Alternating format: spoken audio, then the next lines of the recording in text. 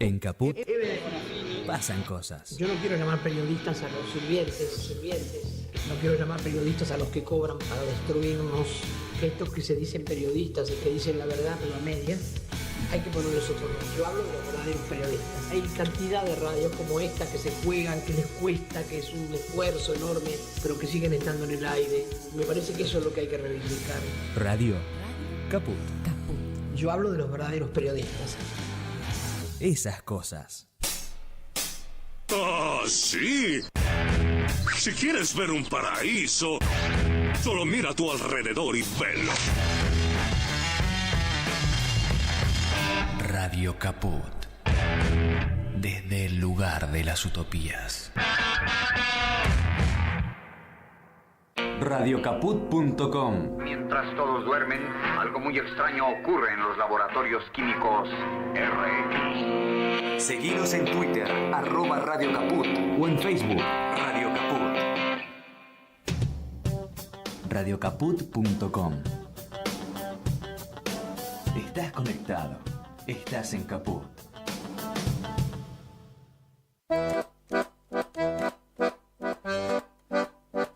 Luis Lauge te informa sobre la realidad política, sindical y la relación de los trabajadores con las empresas.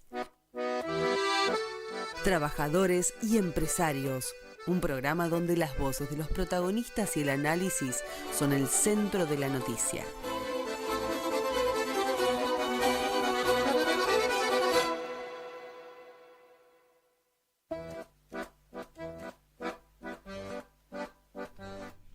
Bueno, ¿cómo les va, amigos? ¿Qué tal? ¿Cómo están? Nuevamente en Radio Caput, Trabajadores y Empresarios, como todos los jueves. Acá estamos y vamos a tener ahora en un minuto a un entrevistado de lujo, que lo veo ahí parado. Si querés, sentate un cachito, Oscar. Sentate un segundo y ya entramos en el estudio. Y como toda la semana, venimos a deslomarnos acá. Hay tipos como el jefe de gabinete, Manuel Adorni, que se viene a deslomar en Nueva York. Estaba consultado por su visita acompañando a Milei y viajando con su esposa, después de toda esa prédica moralista que hace el gobierno nacional respecto de hechos importantes algunos, y otros es la persecución total de cualquier cosa. Una es esta, viajar con su esposa. Ayer le hicieron una foto aparentemente que estaba trucada de él y con la esposa mirando joyas. Se quedaron en esa pavada y los periodistas obsecuentes aprovecharon eso para no hablar del fondo de la cuestión. El fondo de la cuestión era: no podés viajar con tu mujer y decir que no le salió un peso. Salió un economista, Miguel Boyano, a decir que no le salió un peso al gobierno. No sé por qué se hacen tanto drama. ¿Se imaginan eso? Lo que era en los gobiernos democráticos. Anterior gobierno democrático, si uno llevaba a un pariente y te mataban. Ahora la declaración que hizo es que yo vengo a deslomarme a Nueva York y quería que mi mujer me acompañara. Viene a deslomarse. Los que nos deslomamos, bueno, capaz que Martín Loza también, porque tiene que venir sobre el pucho para operar el programa. Yo también vengo en colectivo, qué sé yo, pero hay mucha gente que labura en condiciones muy complicadas y se desloma. No es un viaje a Nueva York lo que hay que deslomar. Y aprovechando esto, también están todas las declaraciones de Milei en Nueva York y en Miami, en las cumbres económicas, hablando de que él es el presidente más sionista del mundo, por ejemplo, algo que no entiendo y que después quiero que me expliquen. Y también hablando de los compromisos morales que tiene este gobierno. Y yo quiero plantear este programa, como hoy es el 99 aniversario del nacimiento del presidente Raúl Alfonsín, mi homenaje a Alfonsín, en ese sentido, quiero que me planteen, quiero hablar con un entrevistado para que me plantee qué es esta valor moral que le quiere meter Milei a las cosas. Desde ahora dice que hay empresarios prebendarios, hay una serie de cuestiones, pero que acá no es cuestión de ajustar porque sí, sino darle un valor moral a toda una cuestión. Empezó con esta cosa ahora de la moralidad. Resulta que si va a seguir así, la reforma laboral va a ser moral, que te echen va a ser moral. No sé qué quiere. Milei no quiere enloquecer, pero hoy lo vamos a aclarar un poquitito. Esto es Trabajadores y Empresarios. Volvemos en un minutito ya con el entrevistado. Mi Quilmes Digital, la nueva plataforma integral que facilita trámites y servicios de gestión municipal. Ingresá a mi.quilmes.gov.ar y comenzá a resolver fácil y rápido. Quilmes Gobierno. Seguimos para adelante. Osfatum. Somos la obra social de las universidades nacionales. Contamos con excelentes planes de salud que se ajustan a la necesidad de cada familia. Más de 80.000 argentinas y argentinos ya nos eligieron. ¿Qué esperás para afiliarte? Ingresá en nuestro sitio web en www.osfatum.com.ar y conocenos. Asociación de Trabajadores de la Sanidad Argentina, Buenos Aires, un gremio fuerte y solidario que construye con responsabilidad y compromiso un mejor futuro para todos los trabajadores de la sanidad.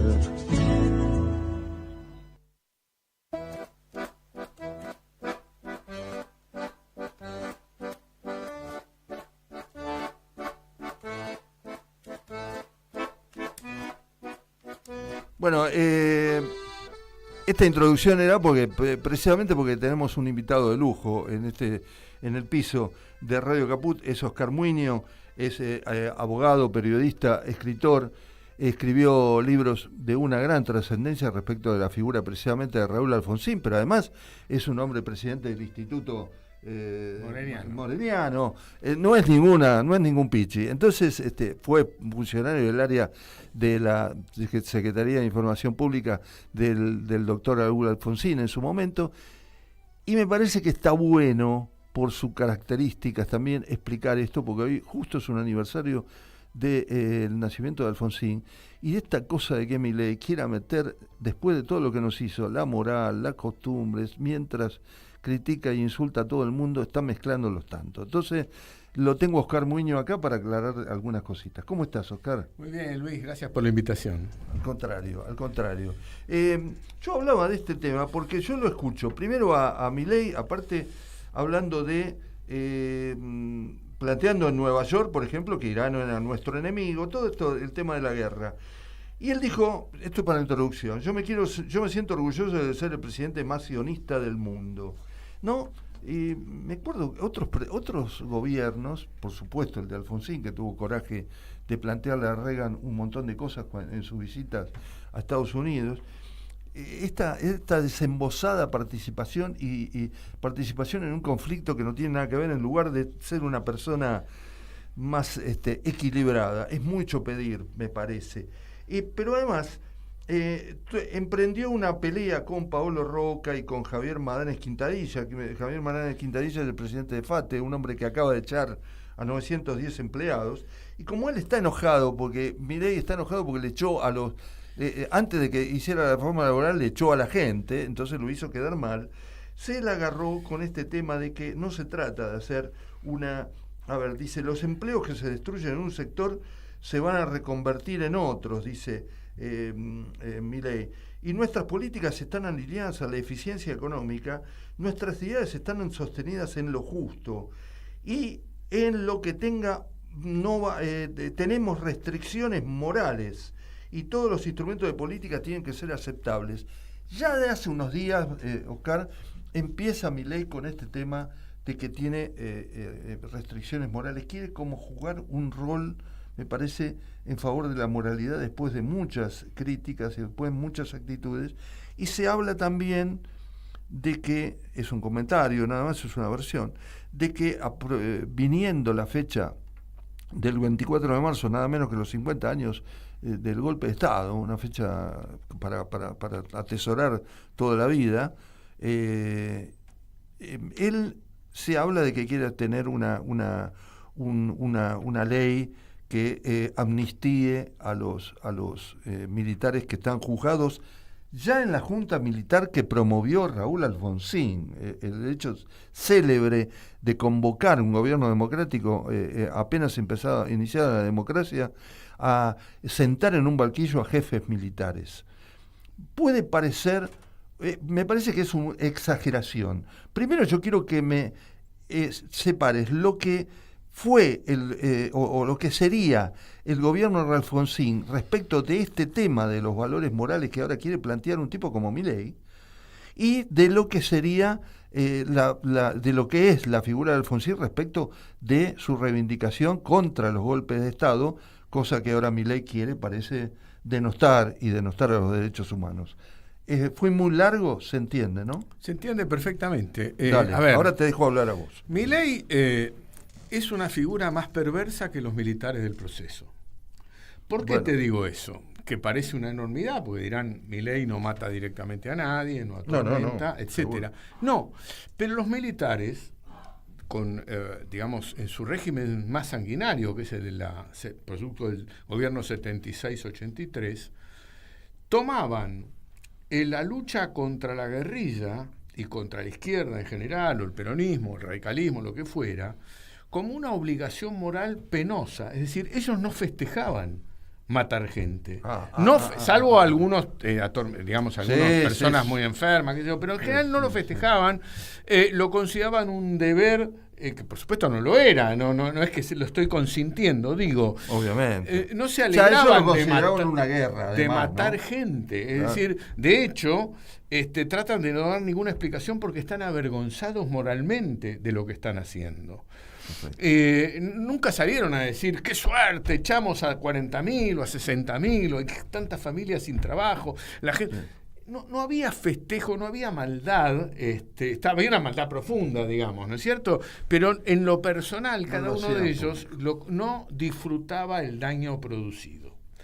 Milei en cambio disfruta el daño que le produce a los demás, lo cual habla de varias cosas. Primero, una extraordinaria consecución con los principios del proceso. Yo creo que Milei podría perfectamente indultar a todos, porque este gobierno es una continuidad del gobierno de la dictadura militar del 76.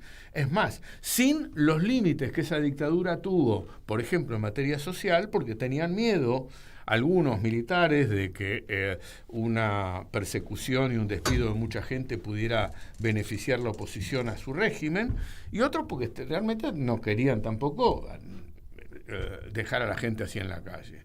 Entonces este gobierno es una especie de gobierno brutal de la extrema derecha en todos los ámbitos. Sí.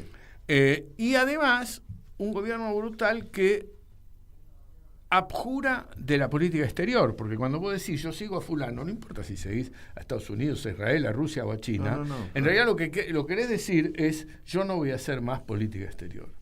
Y el drama central, te diría, en relación con el 76, es que en el 76 la mayoría de la población, por lo menos los militares, toman el poder porque no confían en que la gente vote a sus candidatos.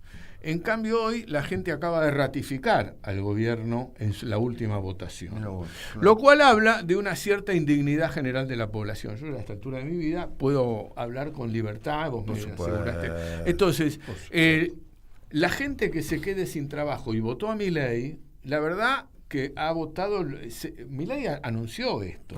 Lo único que tiene a favor Milei es que ha sido honorable en sus propuestas, que iba a evitar, brutales, iba a abandonar la política histórica exterior de la Argentina, que siempre, incluso con los gobiernos conservadores y con muchos gobiernos militares, fue de no hacer seguimiento a nadie, salvo en algunos momentos.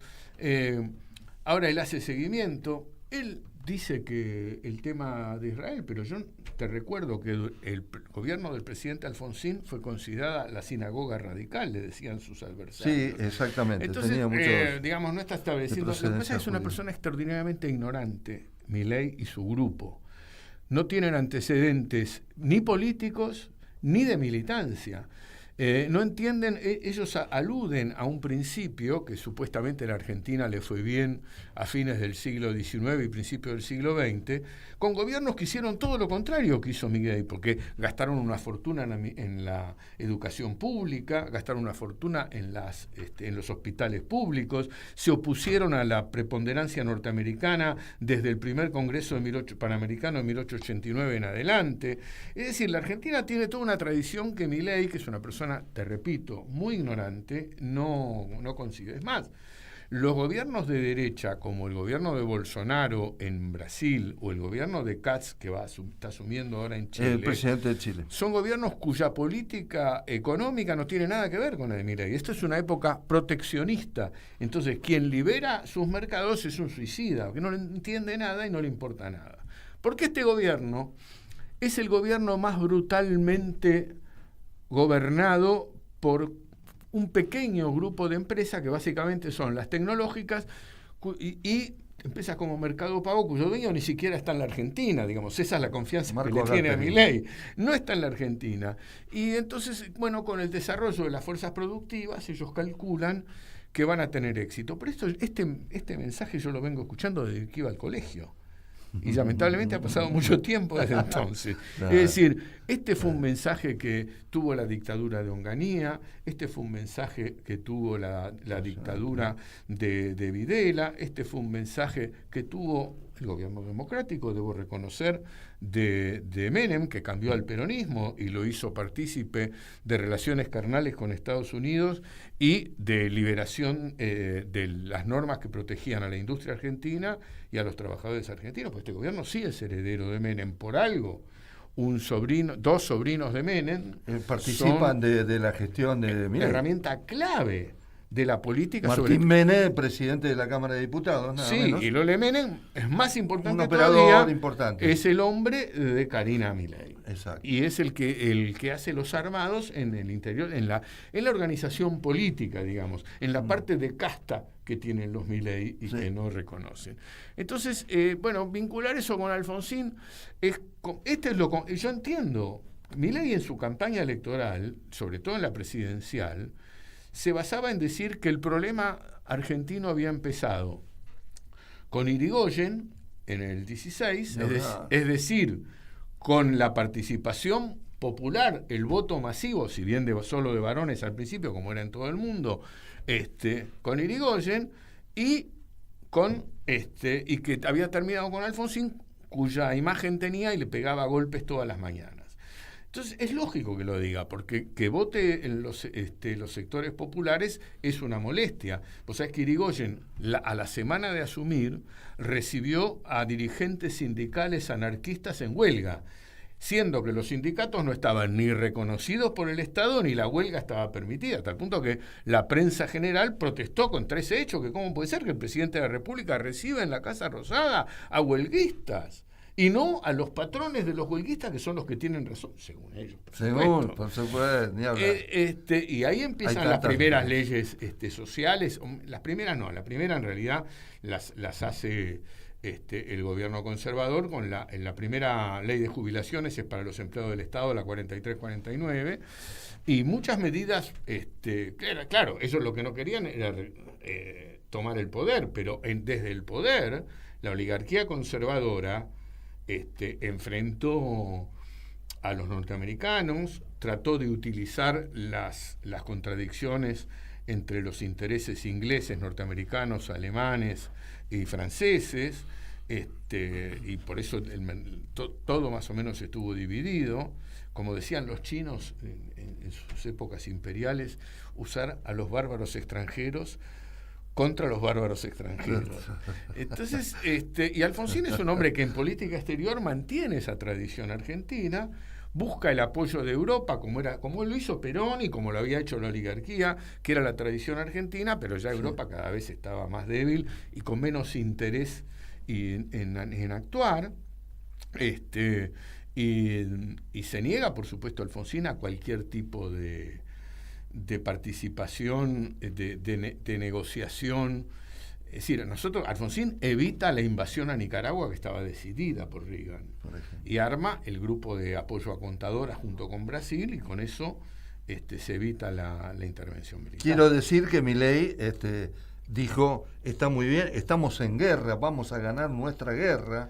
La hizo propia, al contrario. Sí, lo que pasa es que esto te crea un problema enorme, porque si yo fuera, o vos fuéramos, que es muy difícil porque es otra manera de pensar, una ayatolá iraní, Decís, bueno, vamos a contestar. ¿Dónde vamos a contestar? ¿En Estados Unidos? No podemos, es muy difícil, mucha inteligencia, mucha FBI, CIA, 17 organismos de todo, te siguen los drones, te siguen por la internet, te siguen en todo lado, muy difícil. Y Israel a los iraníes los infiltró, les mató tipos dentro de Teherán, los dejó en ridículo a los de Hezbollah con el sistema ese de comunicación que le vendió por izquierda y explotó todo junto. ¿Y hay algún otro país que esté apoyando eso? Sí, hay uno, Argentina. ¿Y eso qué tiene? No, tienen una frontera larguísima, pésimos controles, no tienen radares, el servicio de inteligencia es malísimo, se dedica a espiarse entre ellos. Es todo un riesgo. No, es todo un riesgo. Y con Brasil, por ejemplo, que no ya pasó con Menem. Cuando Menem nos hizo intervenir por primera vez en Medio Oriente, nos pegaron un bombazo. Sí. Y yo me acuerdo cuando yo era un joven periodista, muy joven y muy ignorante, por supuesto, teníamos un jefe que se llamaba Jorge Lozano, que era el secretario de redacción de la revista Panorama, gran periodista, por supuesto, que un día alguien le dijo, no, bueno, pero nosotros tenemos que intervenir y ser socios de la OTAN o de algún otro organismo. Y lo miró con infinito desprecio y le dijo, ¿sabes qué pasa? Que cuando vos le apuntás los misiles a alguien, ese alguien te apunta los misiles a vos. Claro. Y el otro quedó mirando como dándose cuenta, como queriendo que uno siempre va para adelante. La bocha cambia. Ahora, es suficiente, pareciera, para seguir un poquito el tema internacional, con el apoyo de Trump. Y bueno, Trump evitó, como bien dijo Carlito, Carlito, también, que una cosa que es muy rara, nosotros somos de otra generación y votamos en la democracia con entusiasmo en el 83, sí. Y vos antes, yo todavía no había llegado en el 73, inclusive, sí, que el 11 de marzo se cumplió en la asunción el triunfo de Cámpora, la elección de Cámpora y Solano Lima. Sí. Pero ¿cómo es? De haber llegado bueno, a una circunstancia así en la que uno estaba contento de votar y qué sé yo, y la gente nunca hubiese ganado una elección diciendo, bueno, ahora cambiamos de idea y votamos a Milei porque tenemos el apoyo de Estados Unidos. Esto es otra locura. Perón hubiera ganado obra. Por eso te hablo de cierto encanallecimiento del pueblo, de un sector del pueblo argentino, porque Perón, que estuvo inteligente, dijo Brade no Perón y ganó Perón. Pero si en esta situación fue Trump o la oposición y ganó Trump. Entonces la gente está, hay que reconocer que los 40 años de democracia han sido con muchos fracasos. Jamás imaginamos en el 83 que íbamos a llegar a esta situación. Creo que además esta situación es responsabilidad básicamente de la política de los 90. Porque la política de los 90 rompió el tejido social argentino. La gente hasta ese momento le iba bien o mal, había rachas como todo el mundo, pero la mayoría del trabajo era en blanco, en negro estaban las empleadas domésticas y los trabajadores rurales. Y en general, el resto, y muchas empleadas de comercio que eran una sola en esas compañías chiquititas. Pero después el trabajo era todo en blanco, con lo cual la recaudación estatal para el servicio previsional era bueno. La gente tenía empleo, había pleno empleo en prácticamente todo el tiempo. La educación era de calidad y generalizada. Entonces, cuando nosotros tenemos esa situación, eso creó una situación. Yo me acuerdo que yo en la revista Humor escribí una cosa diciendo, cuando decían, se viene el estallido, es que el estallido ya estuvo en la época de Menem. Cuando hay conducción política y revolución social, o política, o de las dos. Y cuando no hay conducción política, hay bandolerismo, que es lo que estamos sufriendo. Bandolerismo, pérdida de identidad y pérdida de dignidad, porque, digamos, votar a Milei, yo entendí el primer voto a Milei, diciendo, bueno, estoy podrido a los 40 años, todos gobernados, nadie me dio soluciones, voto algo nuevo. Ahora, después de 2 años de los desastres que hizo, volver a votarlo es un acto que puede ser de complicidad o de inconsciencia. Ninguna de las dos cosas me parece plausible. Vamos un segundito a la pauta y seguimos con Oscar Muiño. Salve un poquito de historia, es periodista, es abogado. Lo tenemos todo acá a nuestra merced para escuchar ustedes en Radio Caput. Ya volvemos. ¿Querés arrancar la mañana bien informado? ¡Rompela! Infosiberia, las noticias en tu celular. Manda un mensaje de WhatsApp al 1128679078 y recibilo gratis todas las mañanas. Vos sos la única que me hace feliz cuando nadie te dice la verdad. Infosiberia, las noticias en tu celular. No seas como los demás. Manda un mensaje de WhatsApp y recibilo gratis todas las mañanas. Dos miradas que se cruzan para hablar de nuestra realidad. Desde la radio y con la enorme posibilidad de comunicarnos con todos ustedes, queremos charlar con la gente, con los protagonistas, con los actores. Diseño Universal. Fabián y Fernando Galarraga. A pesar de los intentos de invisibilizarla para señalar que estamos viviendo una situación verdaderamente trágica. Una propuesta colectiva para dejar nuestras individualidades prejuiciosas atrás. Se aprobó con unanimidad una ley que empieza a mejorar un poquito la situación de las familias y de las personas con discapacidad. Diseño Universal. Viernes a las 14. Por Radio Caput. La hora de Moreno. El programa de Guillermo Moreno. Economía, política y actualidad. A puro peronismo. Los viernes a las 19 en Caput. Conocé Mi Quilmes Digital, la nueva plataforma integral que facilita trámites y servicios de gestión municipal. Ingresá a mi.quilmes.gov.ar y comenzá a resolver fácil y rápido. Quilmes Gobierno. Seguimos para adelante. OSFATUN.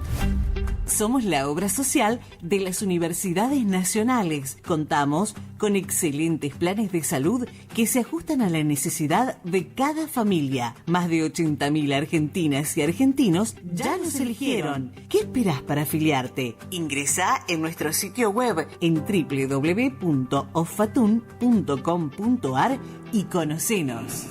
Estamos presentes cuando hay que defender tu trabajo, en el cuidado de tu salud y la de los tuyos, en el momento de preservar y ampliar tus derechos, porque estamos presentes donde vos estás. SATSAI Presente. Afiliate al Sindicato de las Nuevas Tecnologías ingresando a www.satsaipresente.com.ar.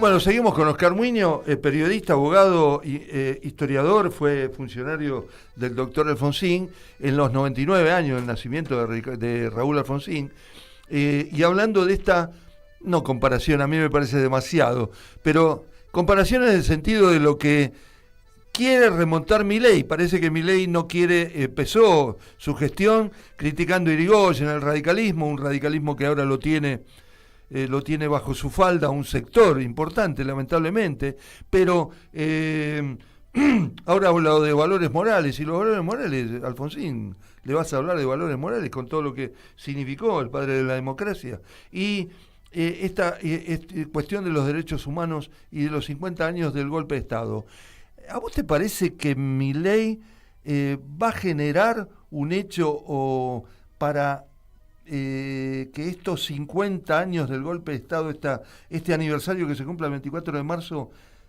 se diluya, se ensucie, se quede, o inclusive la gente está muy preocupada por evocar los 50 años del golpe? No, todo, a ver, ya lo hizo, porque todo el discurso de la campaña electoral que empezó Milei y los 2 años que lleva de gobierno, en realidad es una reivindicación permanente de todo lo que tiene que ver con la derecha económica, la derecha militar, sí, la actuación del proceso, la actuación, digamos, él tiene una visión grotesca, porque es una persona muy poco educada, sí, pero muy contundente en contra de todo lo que expresó, si querés vos, la democracia argentina, lo mejor, para decirlo de otra manera. Sí. Él llegó al gobierno protestando contra lo que hizo mal la democracia y lo peor de la democracia.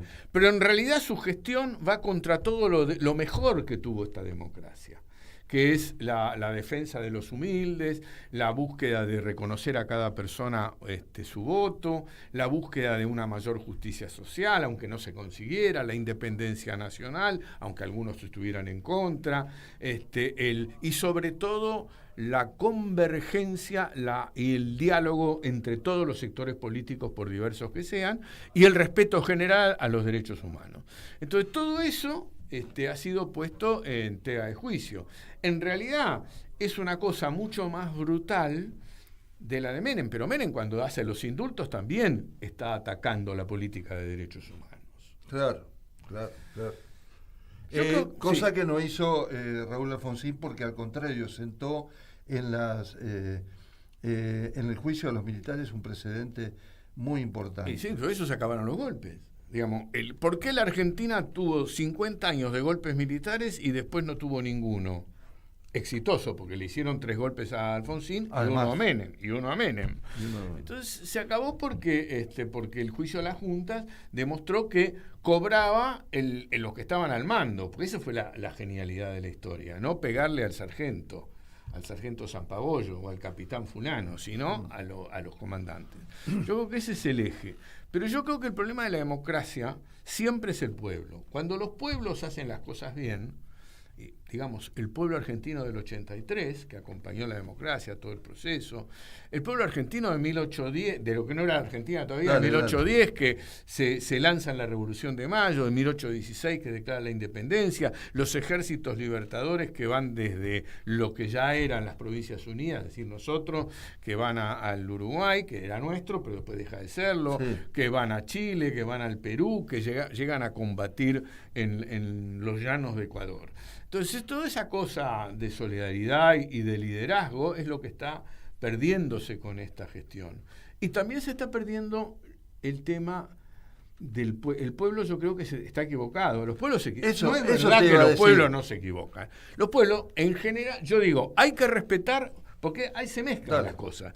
Cuando los pueblos votan, hay que respetar su decisión, aunque sea equivocada. Hay que respetarla, porque si no es el golpe de Estado. Es decir, los argumentos de los golpes de Estado siempre fueron: el pueblo votó mal, eligió mal. Bueno, eligió mal, se jode el pueblo más que nadie primero. Entonces hay que respetar la decisión popular, pero tiene consecuencias. ¿Qué pasa si el pueblo, aparentemente como pasó con Milei, el pueblo se equivoca? Y el pueblo se equivoca, hay consecuencias gravísimas a largo plazo. Yo te voy a contar una historia. Dale. El pueblo japonés en un momento decidió que Japón tenía que expandirse y tener un imperio como Inglaterra. Su modelo era Inglaterra, una isla chiquitita, con gente muy capacitada trabajando y que no tenía recursos naturales. Inglaterra hizo un imperio. Japón quiso hacer un imperio porque ya estaba todo repartido el mundo. Sí. Entonces decidió hacer guerras. Sí. Entonces primero se quedó con la isla de lo que hoy es Taiwán, después se quedó con Corea, después se quedó con toda Manchuria, inventó un estado, después se quiso quedar con China y la invadió. Y después se largó a atacar a Inglaterra, a Francia, a Indonesia y a Estados Unidos y declaró la Segunda Guerra. Bueno, el precio de esa decisión, acompañada por el pueblo japonés, porque hay que decir la verdad, fue acompañada por el pueblo japonés, le costó la derrota en la guerra, las bombas de Hiroshima y Nagasaki, millones de muertos y además un odio en los países que invadió por la brutalidad y el salvajismo utilizado en los lugares que ocupó, que vos hoy vas o hablás con cualquier persona que haya estado en Singapur, en Filipinas, en Corea o en China, y te habla pestes. Y quedó una imagen pésima. ¿Cuándo? A principios del siglo XX, todos los pueblos amarillos, los pueblos del Lejano Oriente, estaban entusiasmados con Japón porque Japón era la primera vez que un pueblo amarillo de color le ganaba a un pueblo blanco. Que fue con Japón, le gana la guerra a la Rusia de los zares, 1904-1905. Entonces todos van a estudiar a Japón y todos quieren decir que nos guíe Japón. Y Japón, en vez de guiarlo, los invadió, los maltrató, los asesinó y violó a sus mujeres. Entonces, en vez de tener hoy Japón con todo lo que ha crecido y qué sé yo, y a pesar de todos los muertos que tuvo, no puede liderar nada, porque ha quedado eso en la imagen colectiva. Bueno, en la Argentina va a haber problemas de toda naturaleza, va a haber problemas de política exterior. Argentina siempre fue un país respetado internacionalmente porque, no digo que sería la autonomía total porque no nos da la fuerza, pero negociaba, apuntaba. Irigoyen intenta un movimiento latinoamericano, Perón intenta un movimiento latinoamericano, los conservadores se oponen a la preeminencia norteamericana. Vos incluso te fijás que no obedecen en todo, ni siquiera los que están más o menos encuadrados, ni la guerrilla procubana obedece a La Habana, ni todos los militares obedecen, bueno, tanto no obedecen a Estados Unidos que Galtieri, que era el más pro-norteamericano de todos, les crea un despelote tremendo con la invasión a Malvinas. Es decir, había un rasgo argentino de autonomía que está siendo transformada en algo indigno de seguimiento. Sí, y hoy, sobre todo la situación con Brasil, porque a la larga... Bueno, escuchaba ayer un analista que decía, ojo con la elección en Brasil, sí, es muy importante la ratificación del triunfo de Lula o esa línea en función de que toda esta América no empiece a tener estos sesgos de ultraderecha. Pero puede perder Lula, digamos. Hagamos las cosas, digamos, la derecha ganó... Sí, pero... porque hubo errores de la izquierda, en otros lugares no. Por ejemplo, en México está muy afianzada la presidente, pero bueno, México no puede prescindir de Estados Unidos, está muy prisionero de todo eso. Cuba probablemente caiga, Venezuela se cambió de bando, digamos. Son procesos, como diría el viejo técnico muerto ruso. ¿Te acordás que decía siempre son procesos para no decir nada? Bueno, son procesos. Cuando a mí alguien viene, los voy a alentar a los oyentes, cuando alguien viene y dice, bueno, no, dicen los de Milei, vamos a ganar y vamos a volver a repetir la presidencia, después vamos a seguir ganando y vamos a tener 20 años de mileísmo en la Argentina. Digo, yo no creo, pero suponiendo que eso ocurra, el que va a venir después va a ser muy parecido al camarada Stalin. ¿Por qué? Porque cuando la vara va mucho para un lado, toma voto para el otro. Digamos, yo siempre decía, el error extraordinario de los movimientos sociales, sobre todo de algunos, de todo el tiempo estorbar la circulación en la 9 de julio, porque yo estoy de acuerdo en las marchas, es decir, hay una marcha, pasamos por la 9 de julio, pero se avisa, pero todos los días no sirve, la gente se enfurecieron los trabajadores, no es que se enfurecen. Entonces, el gobierno con la política represiva fue aplaudido, porque la gente no quería más perder 3 horas en el colectivo. Todos los días. Esos abusos llevaron a victorias del gobierno.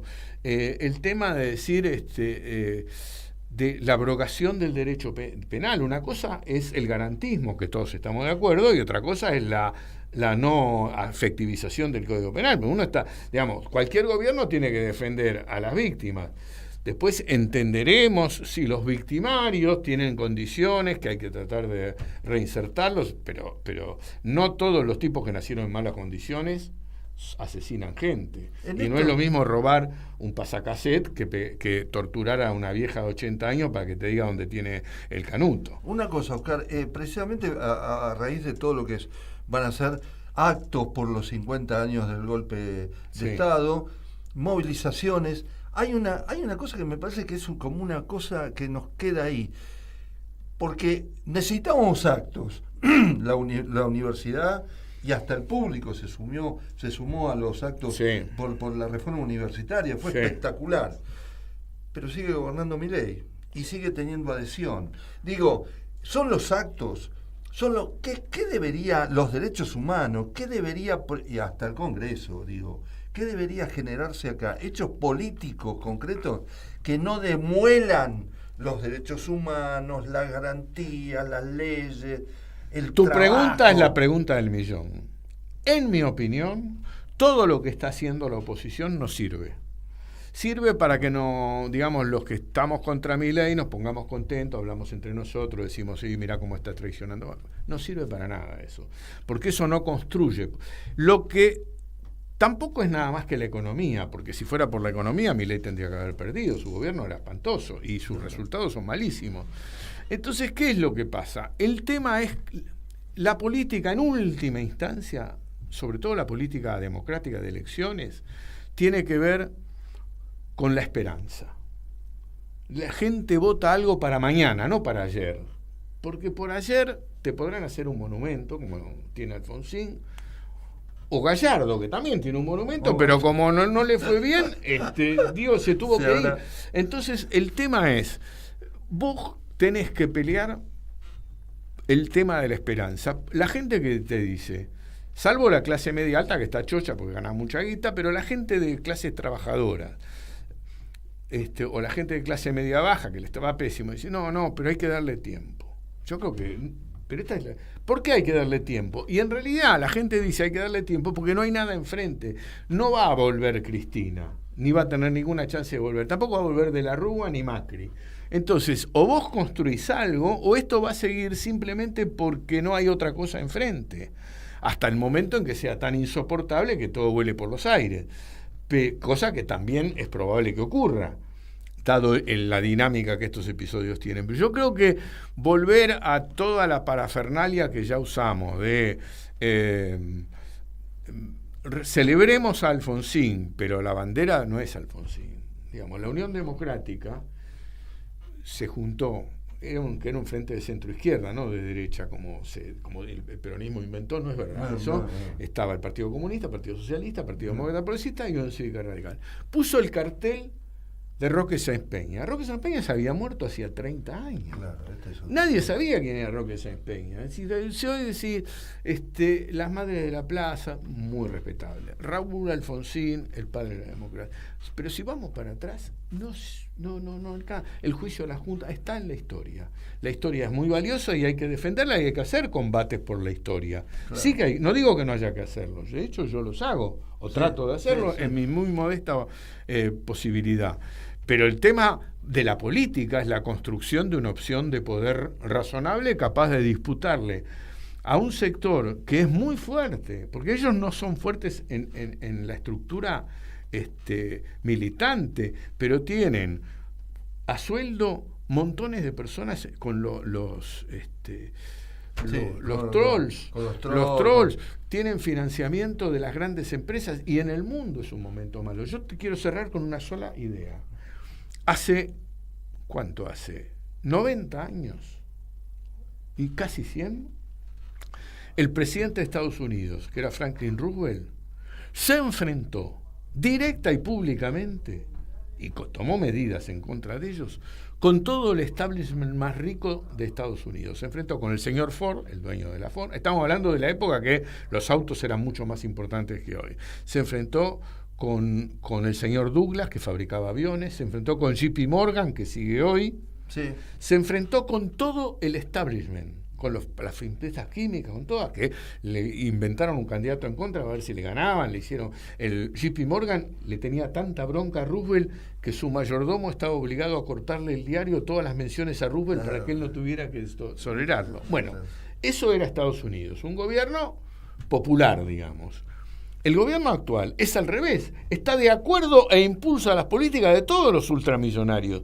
Y si es en favor de los ultramillonarios, es en contra del resto, porque la guita, la distribución se hace de una manera o de otra. Entonces, en el mundo, lo que fue en el siglo XX y hasta los años 70, la lucha de los partidos políticos que gobiernan en favor de los más débiles, hoy está visto como un defecto en Occidente, que plantea al revés, joder a los más débiles, decir que no tienen solución los jubilados, que ganen 2 mangos, total no producen ni van a producir, que la gente más humilde no tiene capacidad de producción para la producción de hoy, así que es descartable.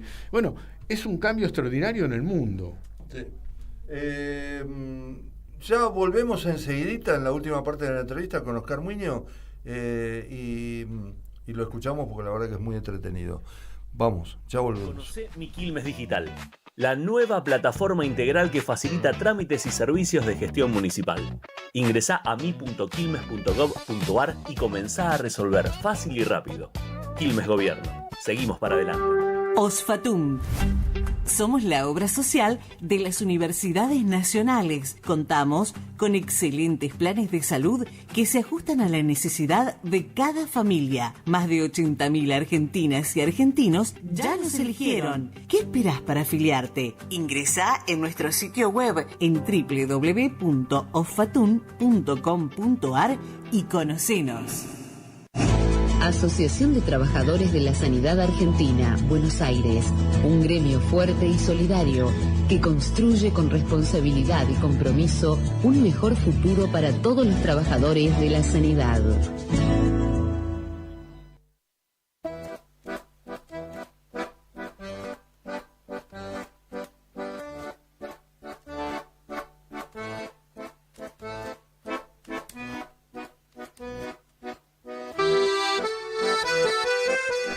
Bueno, seguimos con Oscar Muiño. Lo que pasa es que llegó Vicente, nuestro siguiente programa. Llegó antes, pero seguimos nosotros acá en el aire un ratito más, Oscar. Hasta que nos echen. Hasta que nos echen. Un poco lo que me preocupaba también, decime una línea de esto que te planteé también al principio, en una frase que te quiero decir. El objetivo de nuestro gobierno es convertir a Argentina en el país más libre del mundo, dijo Milei. Sostuvo que las decisiones de política pública deben respetar determinados límites éticos. ¿Qué significa esta cuestión de defender la ética? ¿Se puede defender desde la ultraderecha? Milei es un seguidor de una escritora rusa que se mudó a Estados Unidos después de la Revolución Bolchevique, que se llama Ayn Rand, que escribió varios libros que son la glorificación del capitalismo más brutal. Y sugería, por ejemplo, que las manifestaciones religiosas, en lugar de llevar la cruz, debieran llevar el signo dólar. No. Esa es su idea. La idea es que lo que es bueno es lo que hace plata.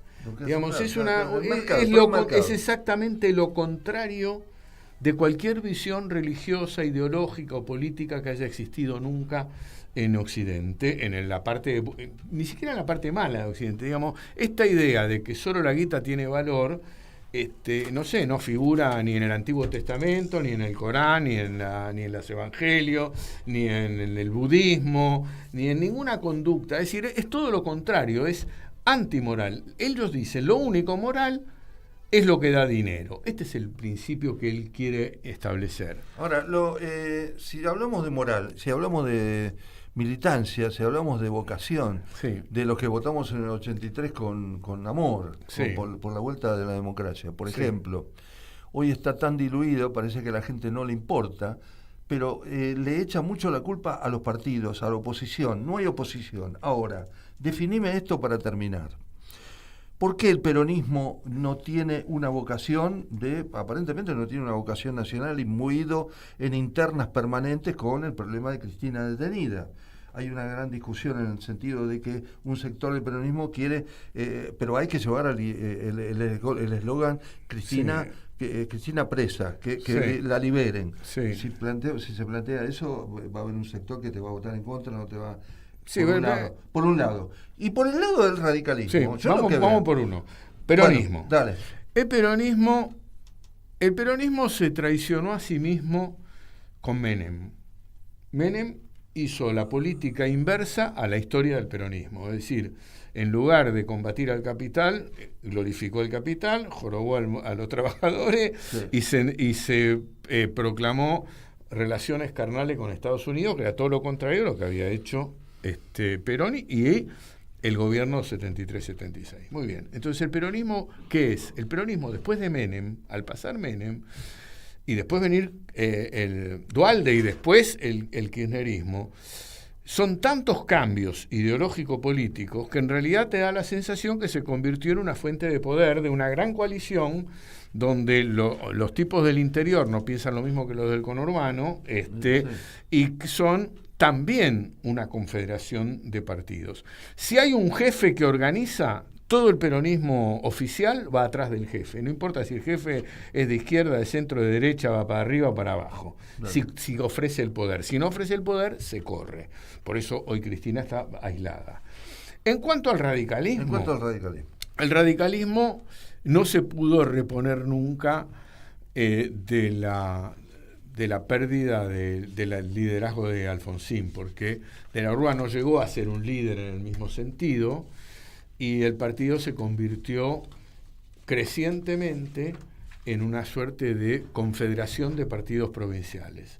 Y los partidos provinciales en la Argentina, en el radicalismo y en el peronismo, en general les cuesta mucho tener una visión global, salvo en la capital y en la provincia de Buenos Aires. En el interior, incluso en provincias importantes como Santa Fe o Córdoba, los dirigentes prefieren resolver el tema de sus provincias. Y en el interior ni te cuento, con tal de poder pagar los sueldos y hacer una obra pública, se cambian de camiseta y tienen una mirada muy poco político general, tienen una mirada muy parroquial. Y este es el problema hoy en el peronismo y en el radicalismo. Hay miradas parroquiales y miradas que no tienen que ver con el proyecto de poder, porque nadie sabe en realidad hoy, de los dirigentes que están apuntando, cuál es la política para el futuro de la Argentina y el poder para su partido. Es una enorme conclusión. Yo te agradezco muchísimo, Oscar. Por favor, Luis. Tu presencia. Oscar Muñoz, historiador, periodista, abogado, estuvo en Trabajadores y Empresarios. Se nos fue el programa, pero la verdad es como en serio, para escucharlo ahora tranquilo en casa y para que todos los oyentes escuchen lo que dijo Oscar. Y sobre todo la esperanza, La gente tiene que recuperar la esperanza, si no estamos perdidos. Parece que a nadie le importará nada.